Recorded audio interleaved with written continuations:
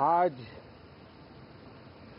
सावन का पहला सोमवार है। इस पवित्र दिवस पर एक महत्वपूर्ण सत्र का प्रारंभ हो रहा है और सावन के इस पहले सोमवार को मैं देशवासियों को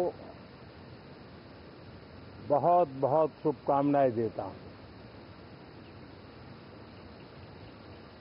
आज संसद का मानसून सत्र का भी आरंभ हो रहा है। देश बहुत बारीकी से देख रहा है कि संसद का यह सत्र सकारात्मक हो, सृजनात्मक हो और देशवासियों के सपनों को सिद्ध करने के लिए एक मजबूत नींव रखने वाला हो। साथियों, भारत के लोकतंत्र की जो गौरव यात्रा है उसमें ये एक महत्वपूर्ण पड़ाव के रूप में मैं देख रहा हूं। व्यक्तिगत रूप से मुझे भी, हमारे सभी साथियों को भी ये अत्यंत गर्व का विषय है कि करीब 60 साल के बाद कोई सरकार तीसरी बार वापस आए और तीसरी पारी का पहला बजट रखने का सौभाग्य प्राप्त हो। ये भारत के लोकतंत्र की गौरव यात्रा की अत्यंत गरिमापूर्ण घटना के रूप में देश इसे देख रहा है। ये बजट सत्र है। मैं देशवासियों को जो गारंटी देता रहा हूं, क्रमशः रूप से उन गारंटियों को जमीन पर उतारना, इस लक्ष्य को लेकर के हम आगे बढ़ रहे हैं।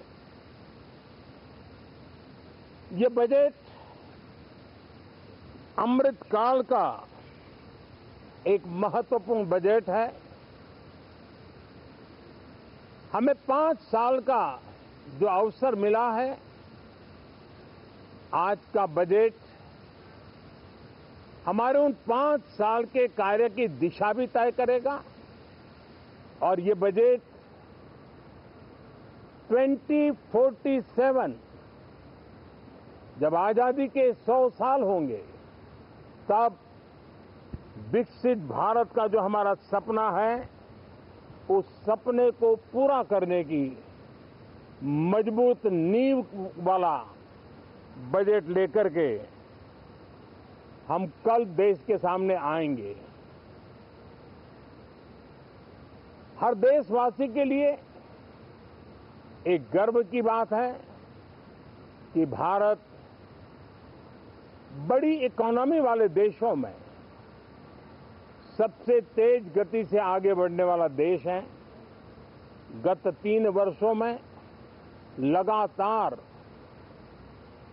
8% ग्रोथ के साथ, 8% ग्रोथ के साथ हम आगे बढ़ रहे हैं, हम ग्रो कर रहे हैं।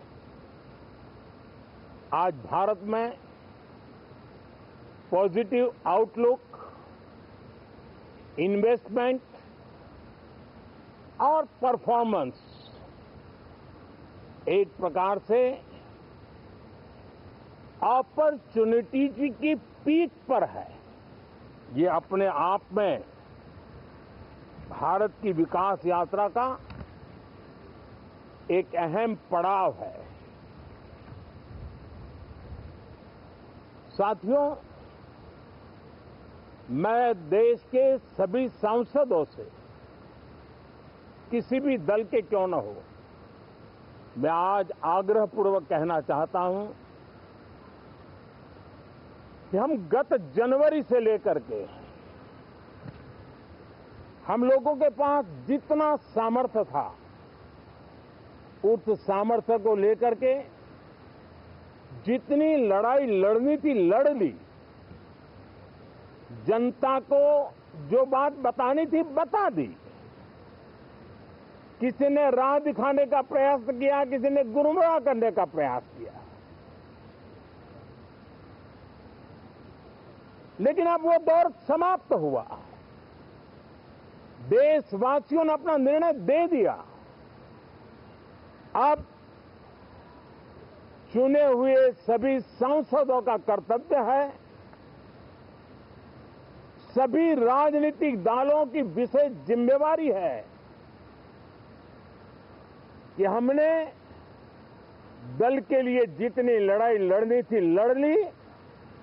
अब आने वाले 5 वर्ष के लिए हमें देश के लिए लड़ना है, देश के लिए जूझना है, एक और नेक बनकर के जूझना है। मैं सभी राजनीतिक दलों से भी कहूंगा कि आइए हम आने वाले 4 साढ़े 4 साल दल से ऊपर उठ करके सिर्फ और सिर्फ देश को समर्पित होकर के संसद के इस गरिमापूर्ण मंच का हम उपयोग करें। जनवरी 29 जब चुनाव का वर्ष होगा, आप उसके बाद जाइए मैदान में, सदन का भी उपयोग करना है कर लीजिए। वो 6 महीने जो खेल खेलने खेल लीजिए, लेकिन तब तक सिर्फ और सिर्फ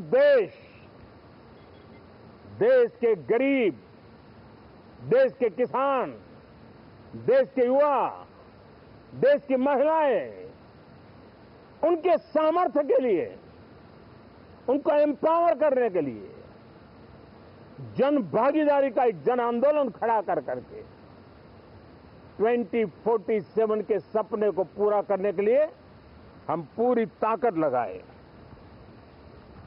मुझे आज बहुत दुख के साथ कहना है कि 2014 के बाद कोई सांसद 5 साल के लिए आए, कुछ सांसदों को 10 साल के लिए मौका मिला, लेकिन बहुत से सांसद ऐसे थे जिनको अपने क्षेत्र की बात करने का अवसर नहीं मिला, अपने विचारों से संसद को समृद्ध करने का अवसर नहीं मिला, क्योंकि कुछ दलों की नकारात्मक राजनीति ने देश के संसद के महत्वपूर्ण समय को एक प्रकार से अपनी राजनीतिक विफलताओं को ढांकने के लिए दुरुपयोग किया है। मैं सभी दलों से आग्रहपूर्वक कहता हूं कि कम से कम जो पहली बार सदन में आए हैं, ऐसे बहुत बड़ी संख्या में हमारे माननीय सांसद हैं और सभी दल में हैं, उनको अवसर दीजिए, चर्चा में उनके विचारों को प्रकट करने का मौका दीजिए, ज्यादा से ज्यादा लोगों को आगे आने का अवसर दीजिए। और आपने देखा होगा कि पार्लियामेंट के नए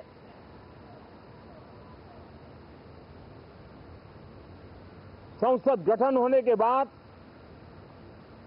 जब पहला सत्र था, 140 करोड़ देशवासियों ने बहुमत के साथ जिस सरकार को सेवा करने का हुक्म किया है देशवासियों ने, उसकी आवाज को कुचलने का और लोकतांत्रिक प्रयास हुआ। 2.5 घंटे तक देश के प्रधानमंत्री का गला घोंटने का, उनकी आवाज को रोकने का, उनकी आवाज को दबाने का लोकतांत्रिक परंपराओं में कोई स्थान नहीं हो सकता है और इसका कोई पश्चाताप तक नहीं है, दिल में दर्द तक नहीं है। मैं आज आग्रहपूर्वक कहना चाहता हूं, देशवासियों ने हमें यहां देश के लिए भेजा है, दल के लिए नहीं भेजा है। ये सदन दल के लिए नहीं, ये सदन देश के लिए है। ये सदन संसदों तक की सीमा तक नहीं है, 140 करोड़ देशवासियों की एक विराट सीमा करके ये लिए है। मैं विश्वास करता हूं कि हमारे सभी माननीय सांसद पूरी तैयारी के साथ चर्चा को समृद्ध करेंगे। कितने ही विरुद्ध विचार होंगे, विरुद्ध विचार बुरे नहीं होते हैं, नकारात्मक विचार बुरे होते हैं। जहां सोचने की सीमाएं समाप्त हो जाती है, देश को नकारात्मकता की जरूरत नहीं है। देश को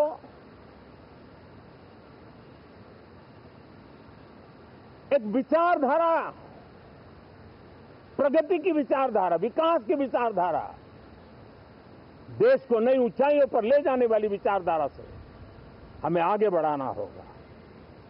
मैं पूरा ही आशा करता हूं कि हम लोकतंत्र के इस मंदिर का भारत के सामान्य मानवीय की आशा आकांक्षाओं को पूर्ण करने के लिए सकारात्मक रूप से उपयोग करेंगे। बहुत बहुत धन्यवाद साथियों।